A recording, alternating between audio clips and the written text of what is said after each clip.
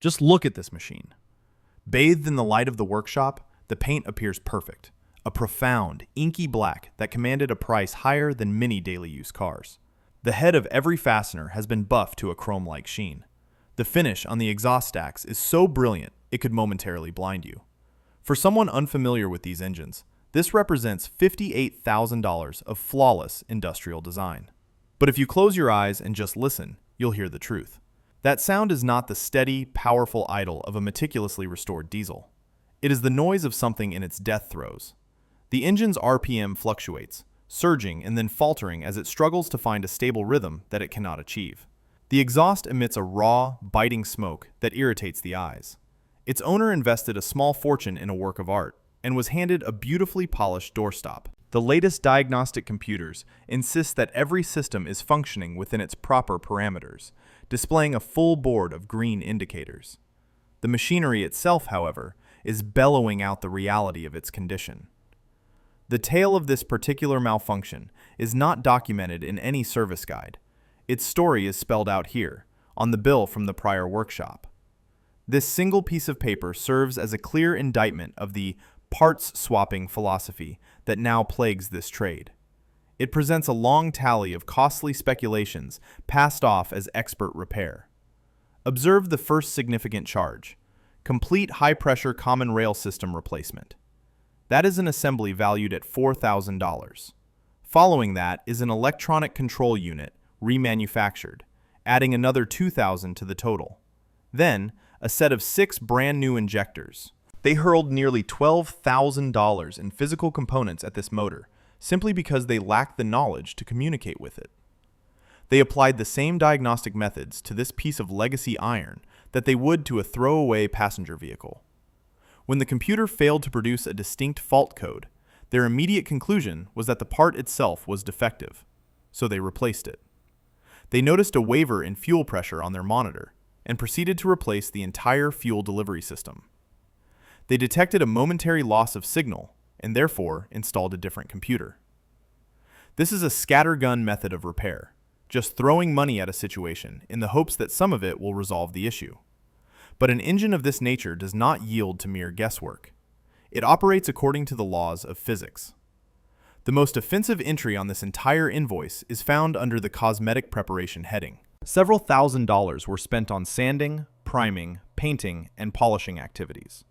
They invested 40 hours to make the valve covers gleam, but they failed to invest even 10 minutes to check the valve lash adjustment. They meticulously polished a coffin.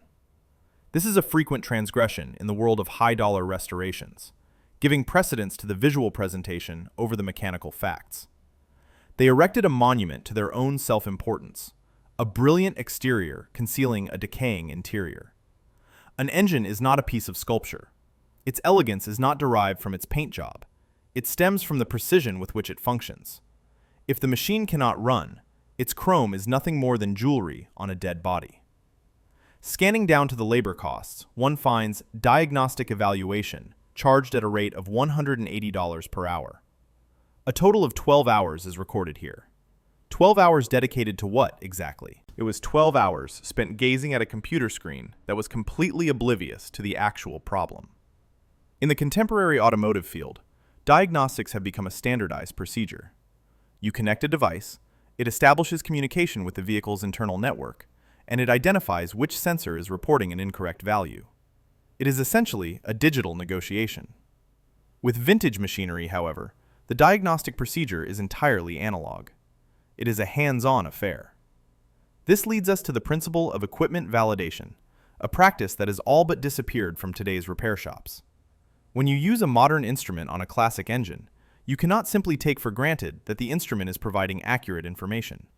A timing light, a vacuum gauge, or a compression tester needs to be properly validated, calibrated to a known zero, before it is ever connected to the machine. Modern digital instruments frequently possess a degree of variance or a delay that is inconsequential on a new vehicle, but proves disastrous for a mechanical system that depends on exact harmonic balance.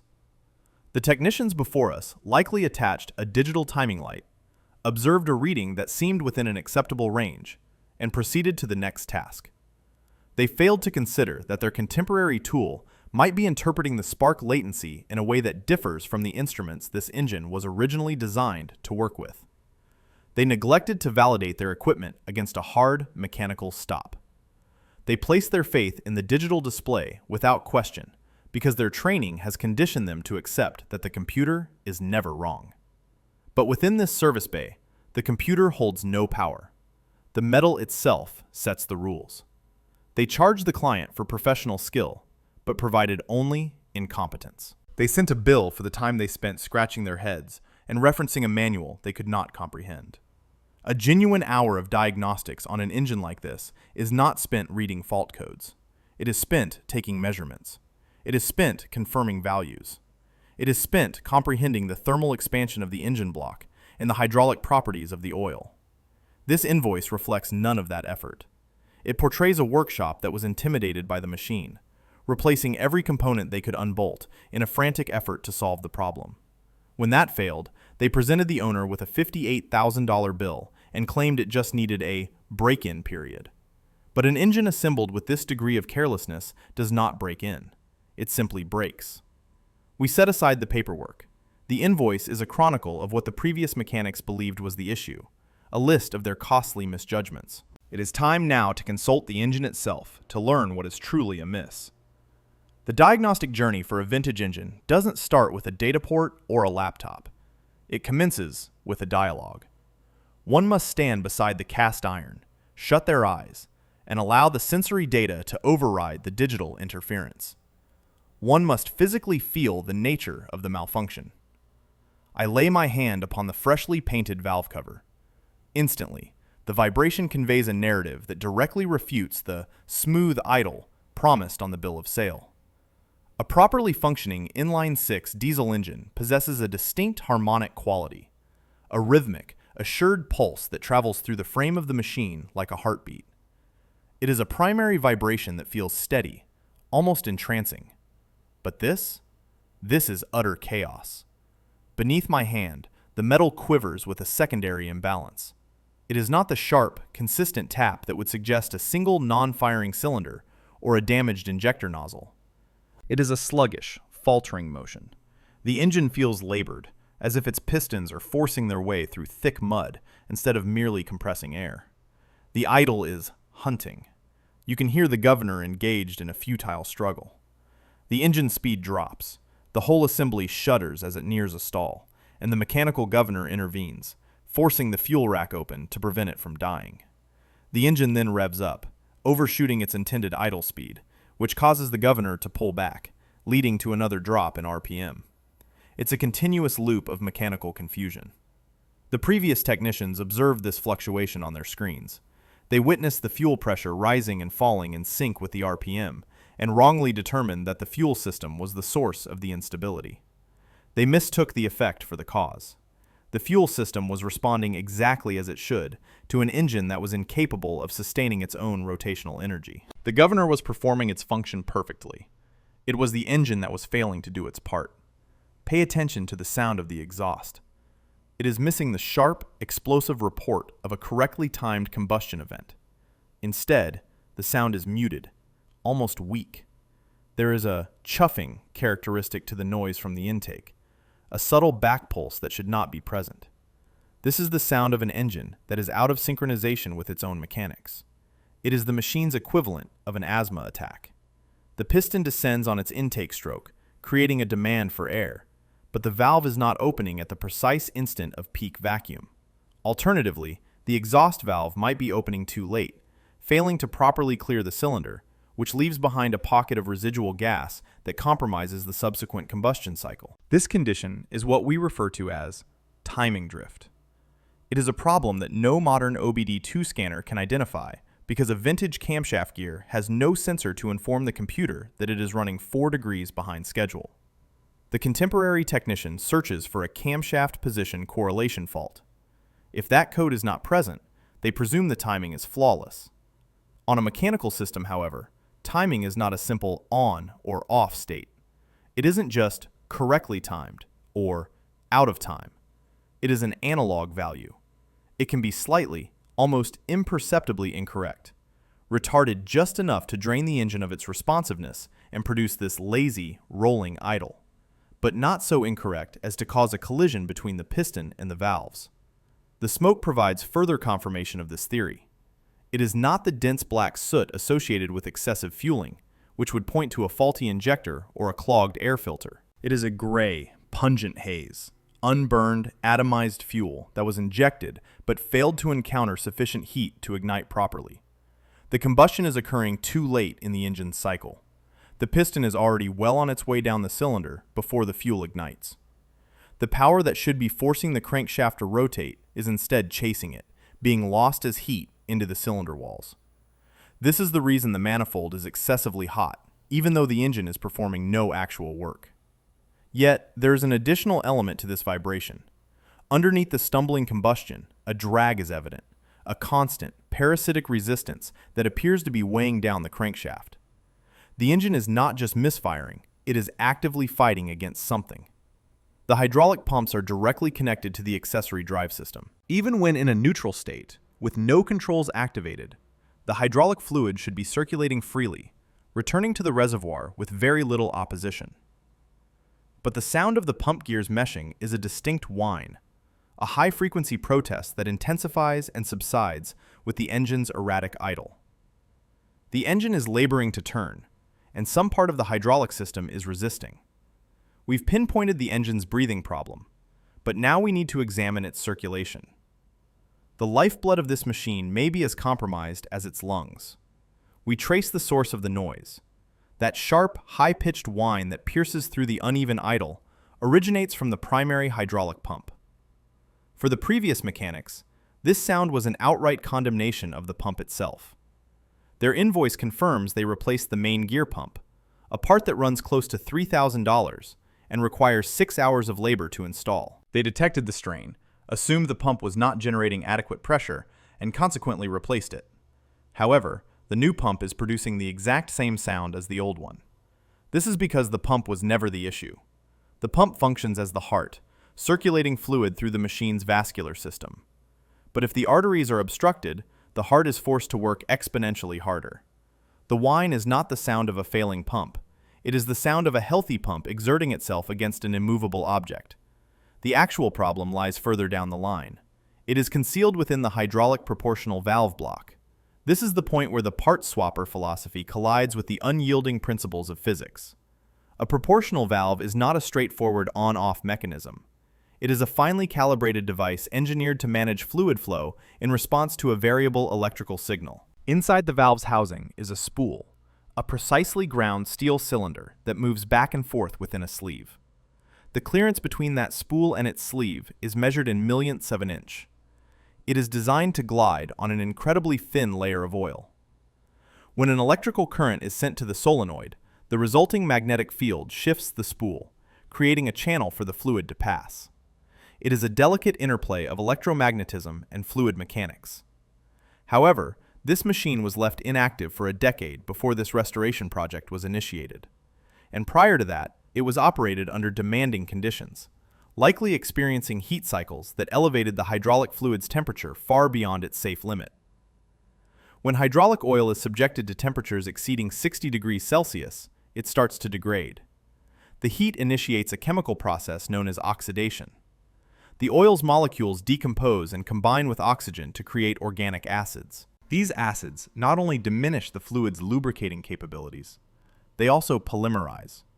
They link together to form long, tacky molecular chains that we refer to as varnish. Varnish is not something you can detect by checking a dipstick. The oil may appear perfectly golden and clear to the unaided eye. But on the microscopic surface of that valve spool, the varnish creates a resinous film. It is a thin, tough, and exceptionally sticky coating. This results in a condition called stiction, a combination of the words static and friction. In a properly functioning valve, the spool moves with no resistance.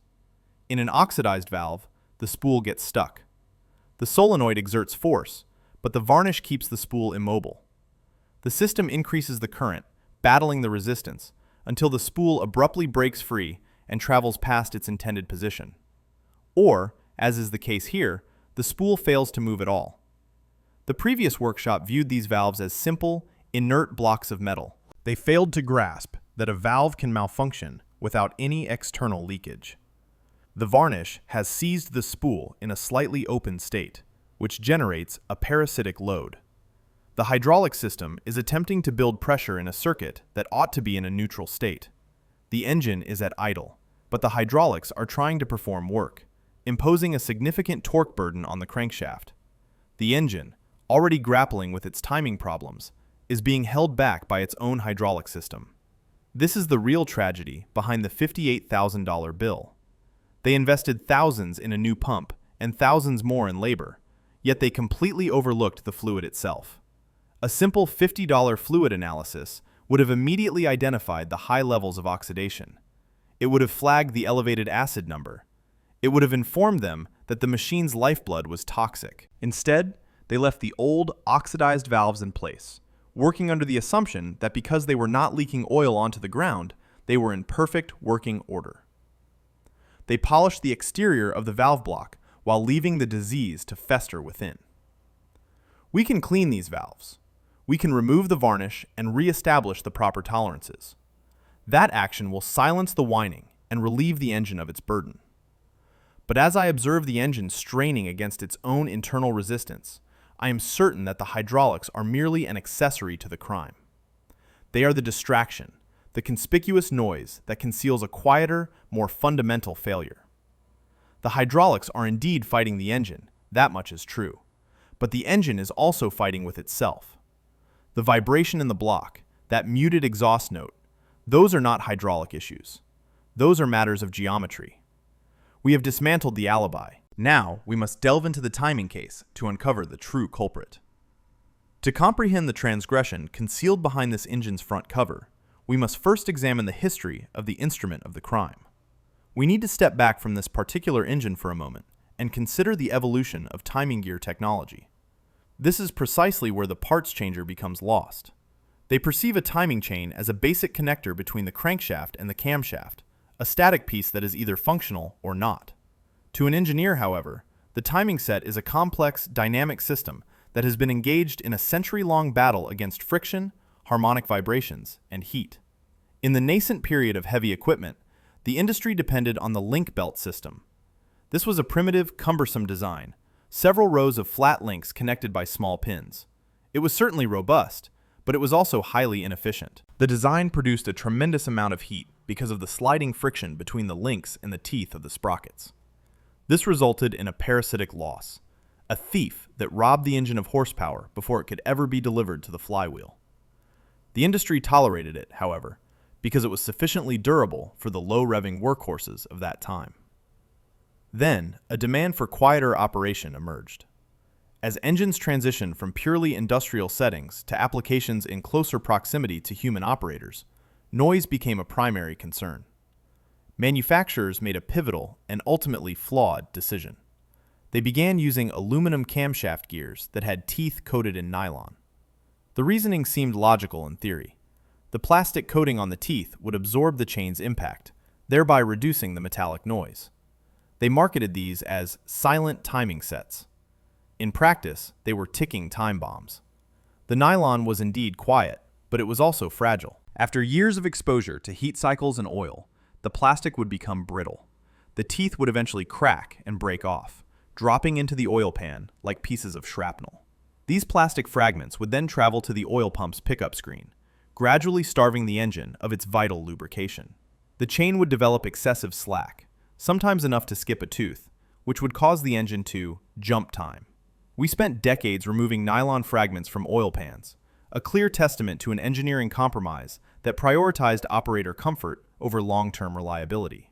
The breakthrough occurred in 1970 with the advent of the true roller timing chain.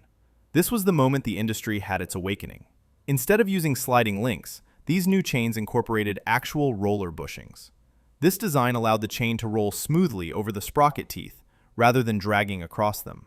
The result was a dramatic reduction in friction. It eliminated the problem of excessive heat.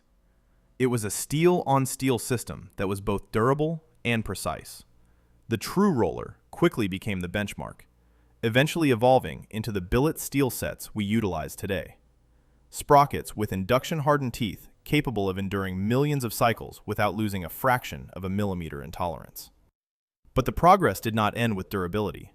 It advanced into the realm of adjustability.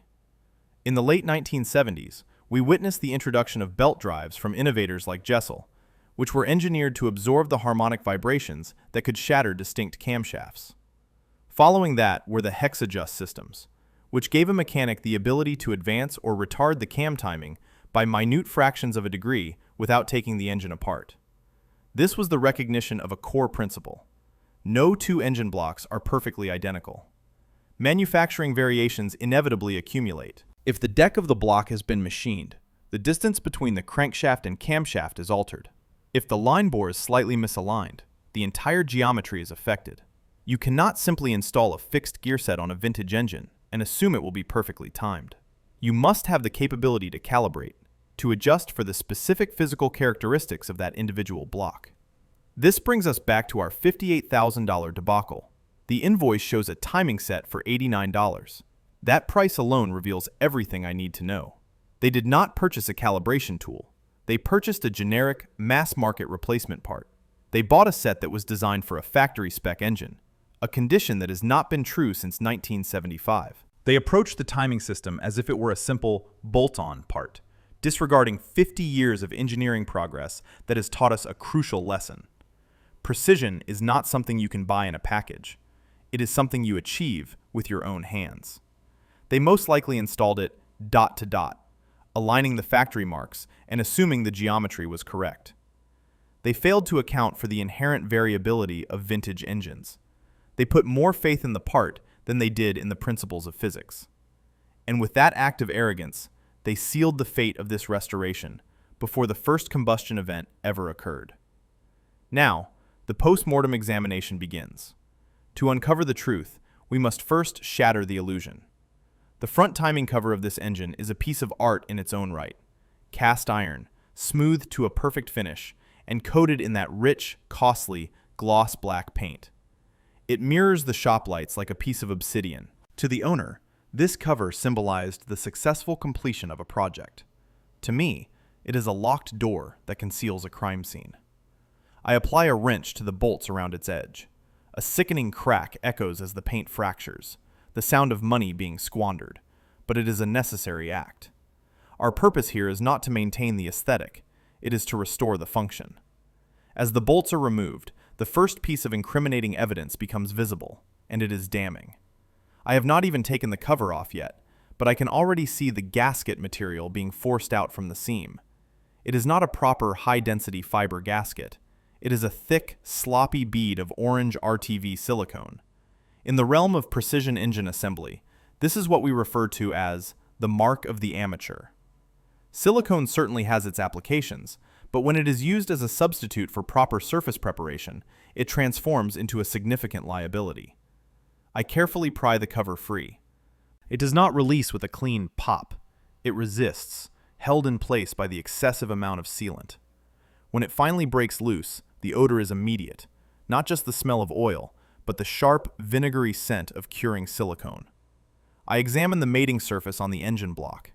It is a complete mess. The previous technician had not even bothered to clean the oil from the metal before applying the sealant. You can clearly see where the orange bead has failed to adhere, simply floating on a layer of grease. This is not just a case of laziness, it is an act of professional negligence. They used a sealant that was intended to protect the engine, but by applying it over oil, they ensured that it would eventually leak. Even worse, as I inspect the inside of the cover, I see worms of excess silicone that were squeezed into the engine's interior. If one of those pieces were to break off, it would go directly to the oil pickup screen. This restoration was slowly setting itself up for a catastrophic failure, an embolism of its own making. But the silicone is merely the wrapping on the real problem. I wipe away the oil to expose the timing set itself. Here it is, the $89 component that sabotaged a $58,000 project. It is a new chain and gear set, shiny and bright. On the surface, it appears to be a proper timing set, but appearances are meaningless in mechanics. I reach inside and apply pressure to the chain between the camshaft and crankshaft gears. it gives. There is play. In a 0-mile restoration, a timing chain must be absolutely taut. It should feel like a solid steel rod linking the two shafts. There should be no give whatsoever. But in this case, I can depress the chain by almost 1/4 of an inch. I can rotate the crankshaft back and forth by several degrees before the camshaft even begins to respond. This is the hysteresis we were hearing in the engine's idle. Each time the engine fired, the force of combustion would whip this loose chain, causing the cam timing to fluctuate erratically. The valves were opening and closing within a window of imprecision, not at a fixed point in the engine's geometry. Why is it so loose? Because this is a generic, compatible gear set. It was produced with loose tolerances to guarantee it would fit on any engine block, no matter how many times it had been machined. The manufacturer of this inferior part valued ease of installation over precision of operation. They deliberately designed slack into the system so that an inexperienced mechanic would not have difficulty installing it, and the previous workshop took the bait. They installed this set dot to dot. They aligned the small dimple on the cam gear with the corresponding dimple on the crank gear and considered their work complete. They treated the timing marks as infallible, completely disregarding the physical reality of the chain's tension. They did not degree the camshaft. They failed to mount a degree wheel to the crankshaft or position a dial indicator on the lifter bore to confirm the exact moment the valve was opening. Why not? Because modern workshops simply do not perform this procedure. It is time-consuming. It requires specific tools, a large degree wheel, a piston stop, a rigid pointer, that do not connect to a USB port. It demands a technician who comprehends the geometry of a circle. The invoice indicates they charged for assembly, but they did not charge for validation. They operated under the assumption that because the part was new and came from a box, it must be perfect. They bolted it on, sealed it up with a tube of orange sealant, and moved on, leaving the engine to struggle against the slack in its own mechanical spine. The facade has been torn away. The faulty part is now exposed. Our next task is to measure just how wrong they were. We do not make assumptions. We take measurements. This is the core distinction between a true mechanic and a parts changer. To uncover the truth concealed within this engine, I must employ the ultimate lie detector, a degree wheel. It is a straightforward device, a large aluminum disc marked in single-degree increments, which is bolted directly to the front of the crankshaft. It translates the engine's rotation into quantifiable data. Beside it, I position a dial indicator on a magnetic base, with its plunger making precise contact with the edge of the intake lifter for the number 1 cylinder. We are about to conduct a forensic analysis of the valve timing. The initial step is to determine an absolute 0 point. The factory-stamped timing mark on the vibration damper cannot be trusted. It is merely a suggestion, imprinted on a steel ring that is bonded to the hub with rubber. Over the course of 40 years, that rubber can shift. To rely on the factory mark is to navigate with a faulty compass. I place a piston stop into the spark plug opening, a solid steel rod that physically blocks the piston from reaching the very top of its stroke. I turn the crankshaft clockwise until the piston makes contact with the stop, producing a distinct metallic sound. I make a mark on the degree wheel. Then, I rotate it in the opposite direction until it hits the stop once more. I mark that position as well. True top dead center lies precisely at the midpoint between these two marks. It is a geometric fact derived from the physical constraints of the connecting rod and crankshaft throw. There is no room for opinion here, only mathematics. With true TDC now confirmed, I set the degree wheel to 0. Next, I rotate the engine in its standard direction of travel and observe the dial indicator on the lifter. I am searching for the intake center line, the exact point of maximum lift. But more critically, I am watching for the moment the valve event actually starts. The camshaft specification card, the blueprint for the engine's breathing cycle, dictates that the intake valve should begin to open at 12 degrees before top dead center. I turn the crankshaft. The piston ascends. The degree wheel passes 30 degrees, then 20 degrees. I am focused on the dial indicator, awaiting the slightest sign of movement. 15 degrees, no change. 12 degrees, the point where the valve is supposed to open. The needle remains perfectly still. 10 degrees, still closed. 0 degrees, top dead center. The piston has completed its exhaust stroke and is starting its descent for the intake stroke, yet the intake valve has not opened. Finally, At 4 degrees after top dead center, the needle moves. The cam timing is retarded. But we must determine the exact amount. I continue to rotate the engine to find the point of peak lift and then perform the calculation. The intake center line is specified to be at 106 degrees. My measurement indicates it is at 114 degrees. The camshaft is retarded by a full 8 degrees. In the context of heavy machinery, 8 degrees is not a simple margin of error. It is a full-blown catastrophe. This single discrepancy accounts for every symptom we observed in the initial idle. Consider the physics of this error. The piston is already moving down the cylinder, generating a vacuum and calling for air. But the door is still locked. The intake valve is opening late. The piston pulls against a sealed valve, creating a significant vacuum spike, and then, abruptly, the valve opens. The air then rushes in with violent, disorganized turbulence. The cylinder is not being filled to its full capacity. The volumetric efficiency drops dramatically. Next is the compression stroke. Because the cam timing is late, the intake valve also closes late.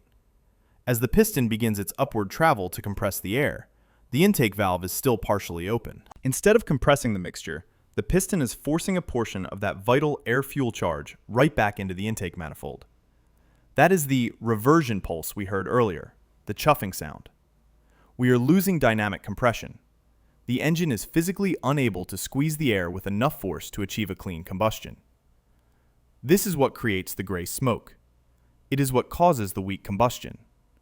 It is what leads to the hunting idle, as the governor desperately tries to add more fuel to make up for the air that the engine is spitting back out. This 8-degree error was not caused by the mechanic installing the gears on the wrong tooth. If they had been off by a single tooth, the timing would be out by 20 degrees. This error is inherent in the manufacturing of the gear itself. It is a keyway indexing error. The manufacturer of this cheap, generic timing set machined the keyway slot in the crank gear slightly off its intended center. They drilled the dowel pin hole in the cam gear with a sloppy tolerance. When you combine these manufacturing shortcuts with the chain slack we discovered earlier, the result is an engine that is mechanically disoriented. This is the reason high-end engine builders use hand-matched timing sets.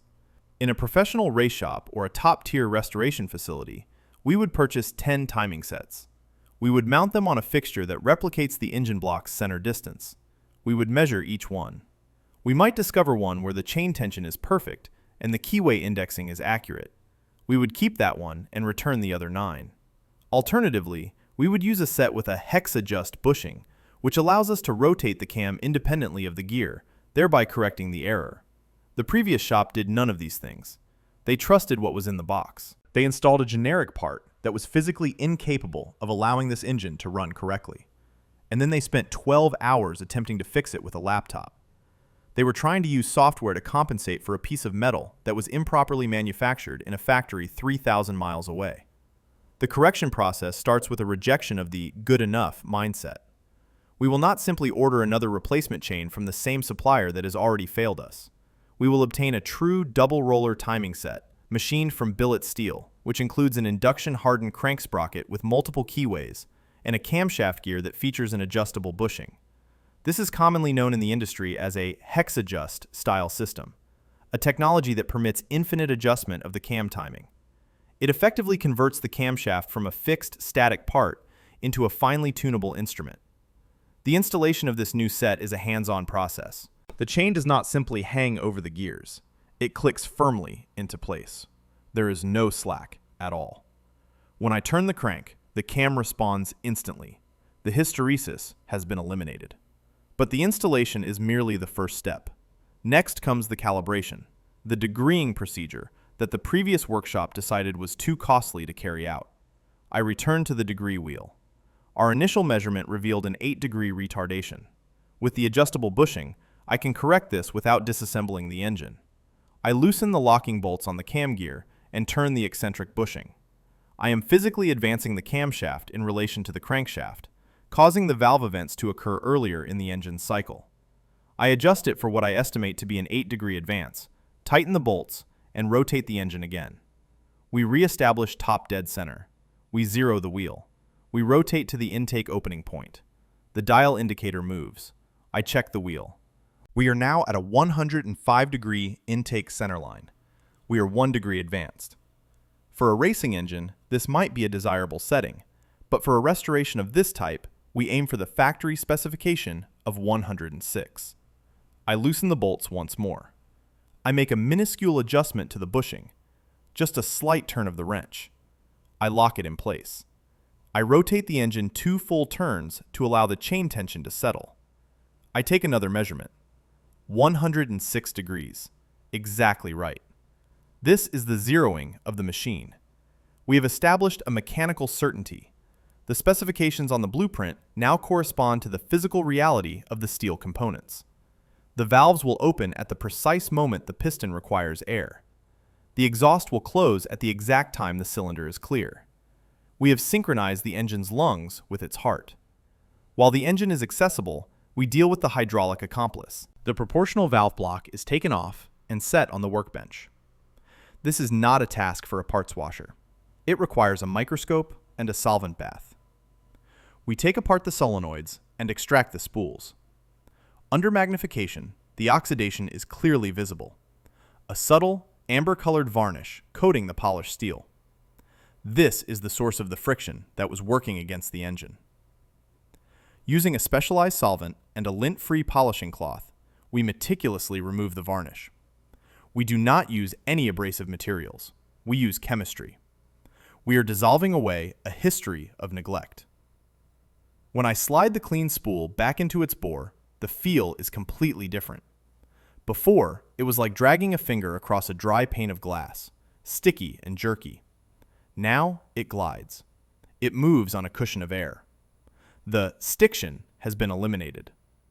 We reassemble the valve block with new O-rings, confirming that the solenoids activate smoothly, without that characteristic hesitation. This calibration process, adjusting the timing and cleaning the valves, took a total of 6 hours. The previous workshop billed for 12 hours of diagnostics and accomplished nothing. We spent 6 hours and purchased 0 expensive components, yet we have fundamentally changed the physics of this machine. This is the distinction between servicing a unit and restoring it. Servicing is the act of replacing what is broken. Restoration is the process of calibrating the machine to perform better than it did when it first left the factory. We are exchanging time for precision, a form of currency that the modern repair industry seems to have forgotten how to use. The cover is reinstalled, this time with a proper gasket and a clean surface. The machine is once again complete. Now, we must see if it can breathe. The fluids are replenished. The battery disconnect switch is engaged. The workshop falls silent. There is a unique kind of tension in the moments before the first startup of a precisely calibrated machine. Not the nervous apprehension of a gamble, but the focused anticipation of a scientific proof. We are not merely hoping that it runs. We are about to confirm that our calculations were correct. The laptop is closed and set aside. We have no need for a screen to inform us of our success. The engine itself will provide the verdict.